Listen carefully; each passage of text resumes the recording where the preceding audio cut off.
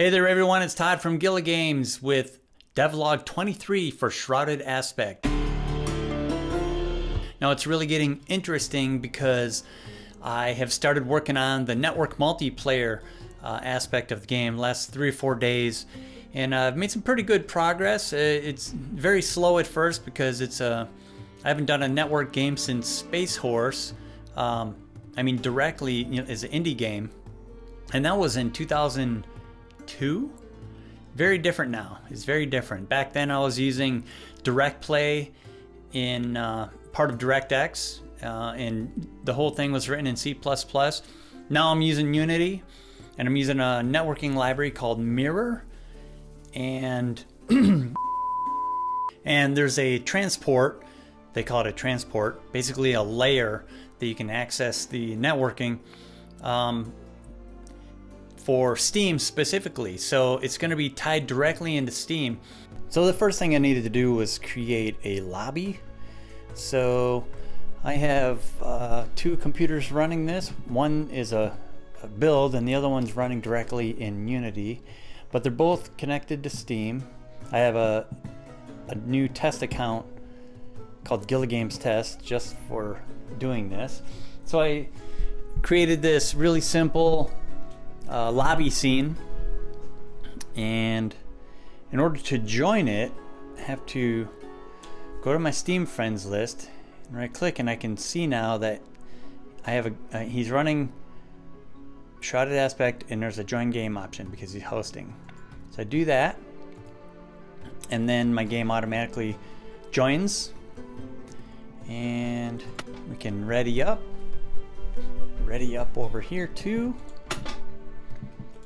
And the first thing I did was just this really simple quote-unquote game screen, where just to prove out sending messages back and forth, different types of messages, like sending a yes or a no message, and shows that it's being received here on both screens and who sent it.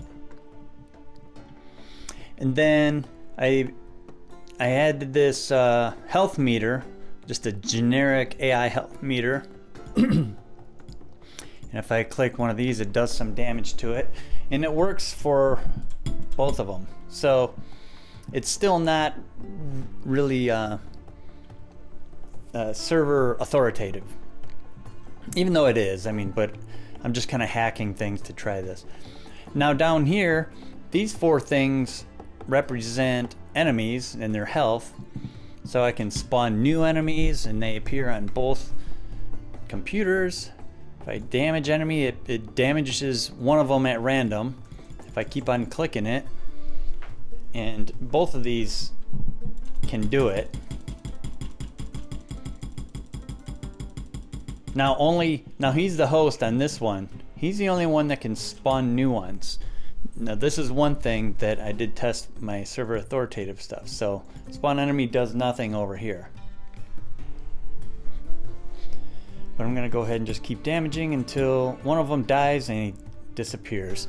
And it disappears on both of them. So that was my first kind of learning how to do communication between client server and figuring out the authority about who can do what and so on.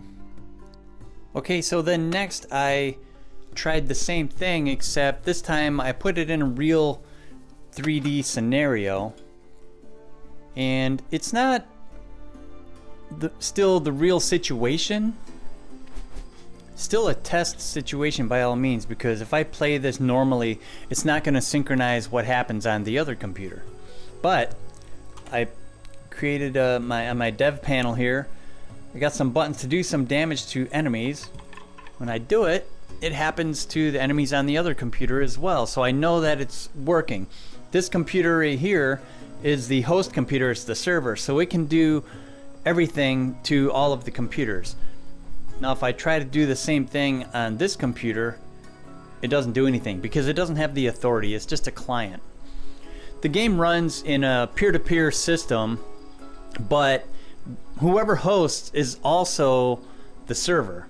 So it does double duty. The server acts as the brains for the AI and makes decisions for that kind of stuff. Divvies up the messages, make sure that you know, players are not doing things that they're not supposed to. Well, that's about it for today.